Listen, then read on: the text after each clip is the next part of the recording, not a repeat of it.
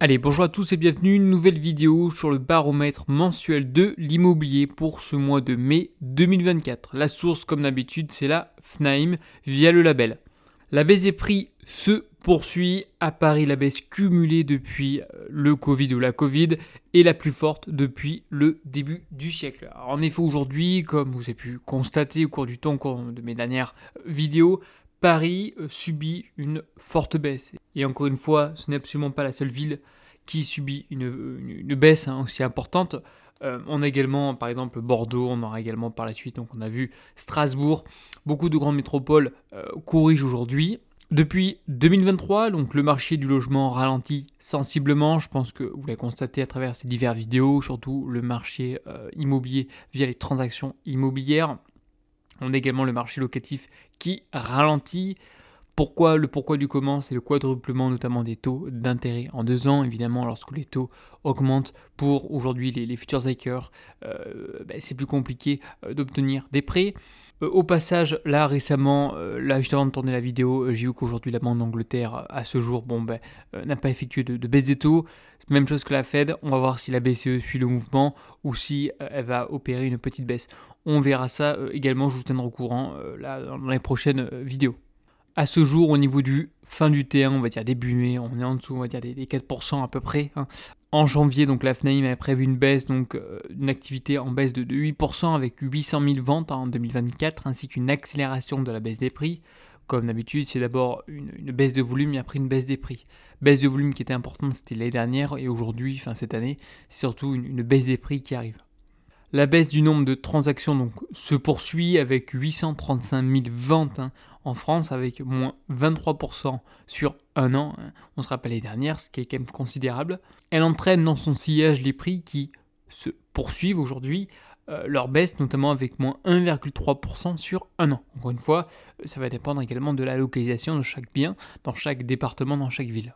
Mais également aussi du bien en question, parce que chaque bien, on va dire, est unique, est une valeur également intrinsèque. Donc c'est à prendre entre pincettes. Sur un an, donc les prix baissent, notamment Paris. Paris souffre énormément.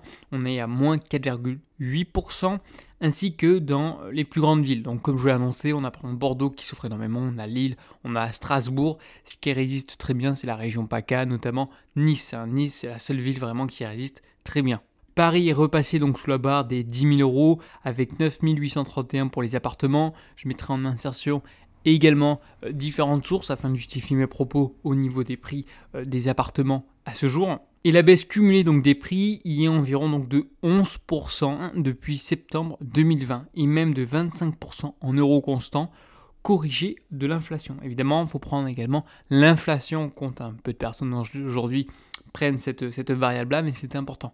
Notamment, vous pouvez utiliser la vanne, la valeur actuelle nette ou le NPV en anglais, c'est Net Present Value, afin justement de prendre en compte cette inflation. Dans les grandes villes et leurs périphéries, la capacité d'achat immobilière des ménages est à un niveau bas, j'aime même vous dire très bas, et subit justement de plein fouet la hausse des taux. Évidemment, ça va cause des répercussions, notamment sur la location. J'aurais des difficultés aujourd'hui de trouver un logement. On va voir ce que ça va donner en septembre, là, plutôt juillet-août pour les étudiants afin de trouver un appartement. Mais je pense que ça va être très compliqué aujourd'hui compte tenu de la conjoncture actuelle. En Corse et en région PACA, en revanche, les prix restent élevés en légère hausse. On a bien mentionné en légère hausse. Encore une fois, ça dépend également du bien. Tout n'augmente pas, c'est pas non plus la folie absolue. Mais contrairement à d'autres secteurs comme Paris, c'est vrai qu'il y a une différence qui est importante. Ceci étant, pour montrer qu'aujourd'hui, l'emplacement en immobilier est très important. Et justement, chaque bien va être impacté par sa localisation. Au niveau des ventes, le nombre de logements donc anciens en France, ça n'a absolument pas changé la donne.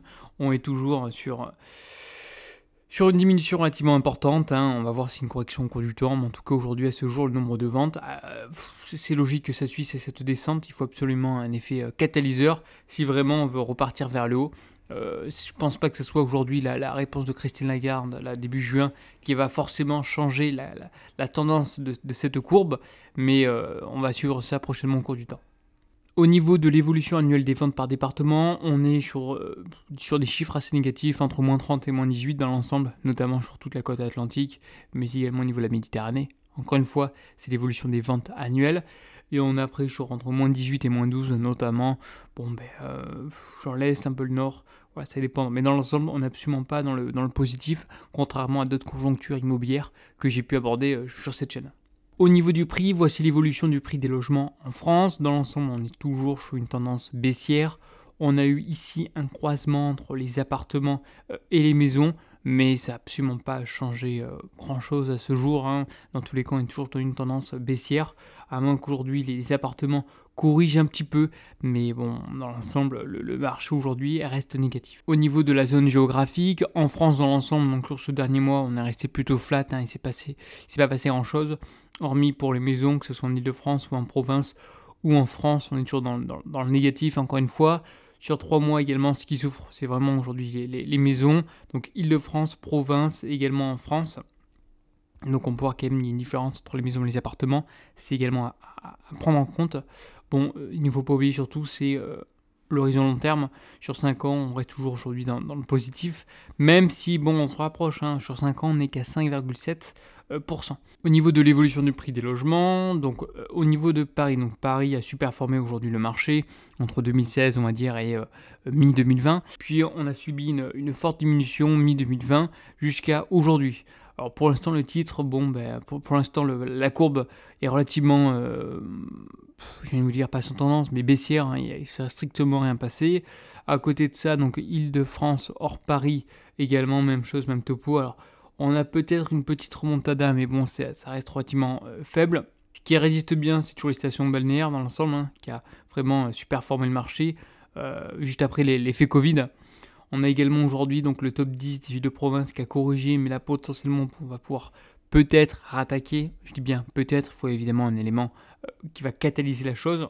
Bon, dans l'ensemble, rien de particulier. On a également surtout les stations de ski, stations balnéaires. Je vous renvoie à mes vidéos que j'ai effectuées sur ces deux thématiques. C'est ce qui résiste aujourd'hui le mieux.